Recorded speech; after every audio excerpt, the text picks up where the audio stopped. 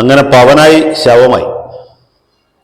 തദ്ദേശ സ്വയംഭരണ സ്ഥാപനങ്ങളിലേക്കുള്ള തെരഞ്ഞെടുപ്പിന്റെ റിസൾട്ട് ഏറെക്കുറെ പൂർണ്ണമായി പുറത്തു വന്നിരിക്കുമ്പോൾ നമ്മൾ കേരള സംസ്ഥാനത്ത് ആകമാനം കാണുന്ന കാഴ്ച ഇടതുപക്ഷ ജനാധിപത്യ മുന്നണിക്ക് അതിഗംഭീരമായ പരാജയമുണ്ടായി എന്നുള്ളതാണ്.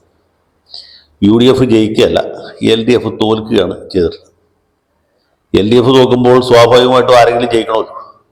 അങ്ങനെ UDF ജയിച്ചു എന്ന് പറയാം. ഇത് മൊത്തത്തിൽ ഉള്ള റിസൾട്ടാണ്.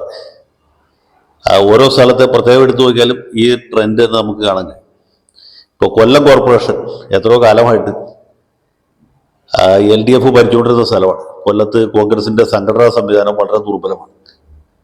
വളരെ കാലമായിട്ട് കൊല്ലം ജില്ലയിൽ നിന്നും ഒരൊറ്റ കോൺഗ്രസ്സുകാരനും നിയമസഭയിലേക്ക് ജയിച്ചിരുന്നില്ല.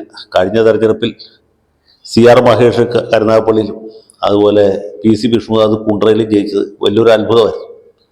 കൊല്ലത്ത് നിന്ന് പ്രേമേന്ദ്രൻ പാർലമെന്റിലേക്ക് ജയിക്കും, പക്ഷേ പഞ്ചായത്തിലേക്കോ മുനിസിപ്പാലിറ്റിയിലേക്കോ അതുമല്ലെങ്കിൽ കോർപ്പറേഷനിലേക്കോ നിയമസഭയിലേക്കോ കോൺഗ്രസ്സുകാർ ജയിക്കുകയില്ല. കാരണം കൊല്ലത്തെ കോൺഗ്രസ്സുകാരെ കൊല്ലത്ത് നാട്ടുകാർക്ക് അത്ര താല്പര്യമില്ല. ഇതാണ് സത്യം. അതുപോലെ മറ്റ് പല സ്ഥലങ്ങളിലും നമുക്ക് കാണാൻ കഴിയും. കോഴിക്കോട് കോർപ്പറേഷൻ കാലാകാലങ്ങളായിട്ട് LDF ഭരിച്ചുകൊണ്ടിരുന്നതാണ്. ഇത്തവണ LDF കഷ്ടിച്ച് ഭരണം നിലനിർത്തിയിട്ടുണ്ട്, പക്ഷേ വലിയ തിരിച്ചടിയുണ്ടായി.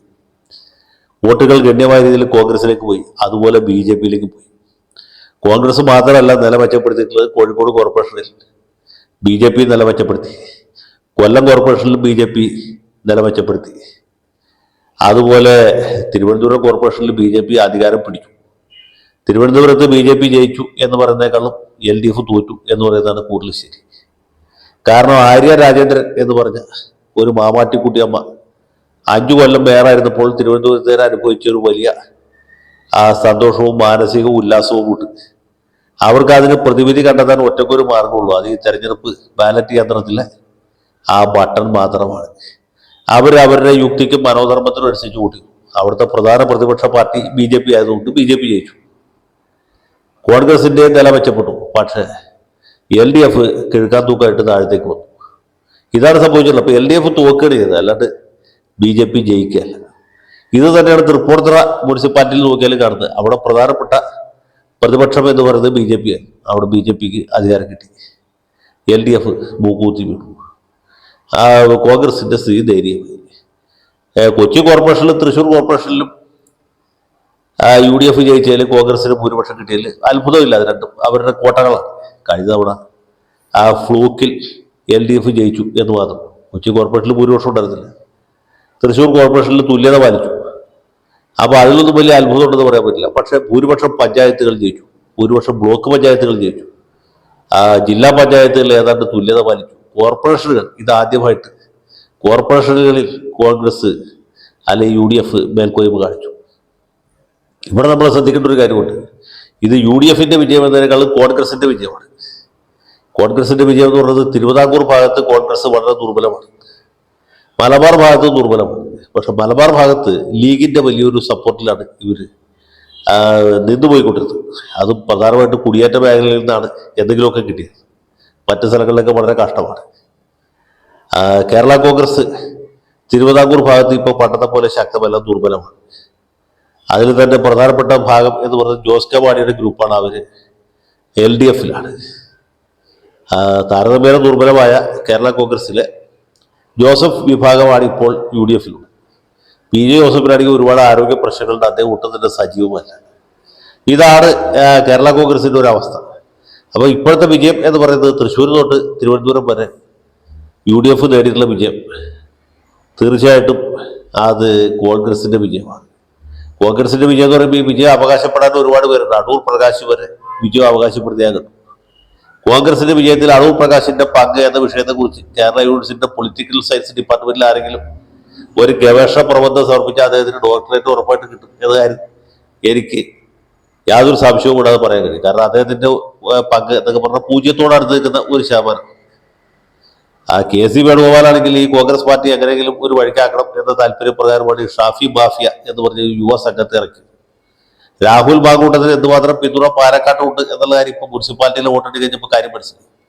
ഈ പെണ്ണ് കേസിൽപ്പെട്ടവരെയൊക്കെ പിന്തുണച്ചുകൊണ്ട് നടന്ന നമ്മുടെ KPCC പ്രസിഡന്റ് അദ്ദേഹം ഇതിപ്പോൾ 32 പല്ല് കാണിച്ച് ചിരിച്ച് ഇത് ചമ്പന്റെ വിജയമാണ് ഈ എന്ന രീതിയിൽ നിൽക്കുകയാണ്. പുള്ളി വേണമെങ്കിൽ കേരള മുഖ്യമന്ത്രി ആകാൻ വരെ തയ്യാറായിട്ടാണ് നിൽക്കുന്നത്. ആഭ്യന്തരമന്ത്രി അവനും വിരോധമില്ല. ഇതാണ് കോൺഗ്രസിന്റെ അവസ്ഥ. ജയം വന്നപ്പോൾ എല്ലാവരും അവകാശവാദമായിട്ട് മുന്നോട്ട് വന്നിട്ടുണ്ട്. പക്ഷെ വ്യക്തിപരമായിട്ട് ഏതെങ്കിലും ഒരാളുടെ വിജയമാണ് ഇതെന്ന് പറയണമെങ്കിൽ അത് വി ഡി സതീശന്റെ വിജയമാണ്. വി ഡി സതീശനാണ് കോൺഗ്രസിനെയും യു ഡി എഫിനെയും മുന്നിൽ നിന്ന് നയിച്ചത്. പരാജയം ഉണ്ടായാൽ അതെന്റെ ഉത്തരവാദിത്തമാണ്, വിജയമാണെങ്കിൽ അത് എല്ലാവരുടെയുമാണ് എന്നാണ് പുള്ളി എല്ലാം ഇപ്പോഴും പറഞ്ഞുകൊണ്ടിരിക്കുന്നത്. കൃത്യമായിട്ട് പറഞ്ഞാൽ തൃക്കാക്കര ഉപതെരഞ്ഞെടുപ്പിലുണ്ടായ വിജയം, പുതുപ്പള്ളിയിലുണ്ടായ വമ്പിച്ച വിജയം, അതിനുശേഷം പാർലമെന്റ് തെരഞ്ഞെടുപ്പിൽ ആവർത്തിച്ച വിജയം, 18 സീറ്റുകൾ നിലനിർത്തും. അത് കഴിഞ്ഞ് പാലക്കാട് ഉപതെരഞ്ഞെടുപ്പിലുണ്ടായ വിജയം ബി ജെ പി വലിയ വെല്ലുവിളി ഉയർത്തിയിട്ടു. പത്തനംതിട്ട ജില്ലക്കാരനായ രാഹുൽ മാങ്കൂട്ടത്തിനെ പാലക്കാട്ട് കൊണ്ടുവന്ന് നിർത്തി ഷാഫിക്ക് കിട്ടിയേക്കാൾ വലിയ ഭൂരിപക്ഷത്തോടെ വിജയിപ്പിച്ചു. അത് കഴിഞ്ഞ് പി വി അൻവറിനെ ഒന്നുമല്ലാതാക്കിക്കൊണ്ട് നിലമ്പൂരിലുണ്ടായ വിജയം. ഈ പി വി അൻവറിന് രാഹുൽ മാങ്കൂട്ടത്തിലൊന്നും ഇല്ലെങ്കിലും കോൺഗ്രസിന് ജയിക്കാൻ കഴിയും, യു ഡി എഫിന് ജയിക്കാൻ കഴിയും, അധികാരം പിടിച്ചെടുക്കാൻ കഴിയും എന്ന് തെളിയിച്ച വി ഡി സതീശനാണ് ഇന്നത്തെ ഹീറോ. ഇത് മറിച്ച് പറയുന്ന ആളുകളുണ്ടാവും. ഇന്നത്തെ ഏറ്റവും പരാജിതരായ വ്യക്തി ആരാണെന്ന് ചോദിച്ചാൽ അത് പിണറായി വിജയനാണ്. ഇന്നത്തെ വിജയ് ആരാണെന്ന് ചോദിച്ചാൽ അത് വിജയനല്ല, സതീശനാണ് എന്ന് നമ്മൾ പറയേണ്ടവർ. ഏതായാലും ഇത് വരാൻ പോകുന്ന നിയമസഭാ തെരഞ്ഞെടുപ്പിൽ ഒരു കേളികൂട്ടാണ്. ഈ തെരഞ്ഞെടുപ്പിൽ യു ഡി എഫ് ജയിച്ചു എന്ന് വെച്ചാൽ അതിൻ്റെ അർത്ഥം വരാൻ പോകുന്ന നിയമസഭാ തെരഞ്ഞെടുപ്പിൽ യു ഡി എഫിന് ഭൂരിപക്ഷം കിട്ടാം എന്ന്. കിട്ടുമെന്നല്ല, കിട്ടാം, കിട്ടാൻ നല്ല സാധ്യതയുണ്ട് എന്നാണ്. കിട്ടിക്കൊള്ളാം എന്ന് നിർബന്ധമില്ല എങ്കിൽ പോലും വരാൻ പോകുന്ന നിയമസഭാ തെരഞ്ഞെടുപ്പിന്റെ കേളികൂട്ടാണ്, അല്ലെങ്കിൽ ഡ്രസ് റിഹേഴ്സലാണ് ഇപ്പൊ കഴിഞ്ഞിട്ടുള്ളത്.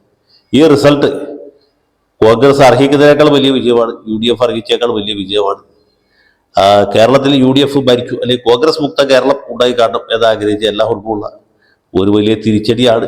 ഇവിടെ ജനാധിപത്യ സംവിധാനം കോൺഗ്രസ്സുകാർ വേണ്ട എന്ന് പറഞ്ഞാൽ പോലും നാട്ടുകാർ വേണം എന്നാഗ്രഹിക്കുന്നതിൻ്റെ ഒരു തെളിവാണ്.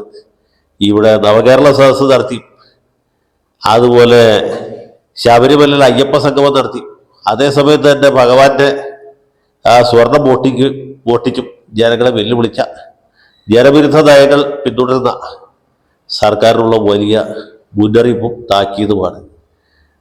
ഇത് സതീശനെ അഭിനന്ദിക്കുകയാണോ അതോ പിണറായി വിജയനോട് അനുശോചിക്കുകയാണോ ചെയ്യണമെന്ന് എനിക്കറിയില്ല.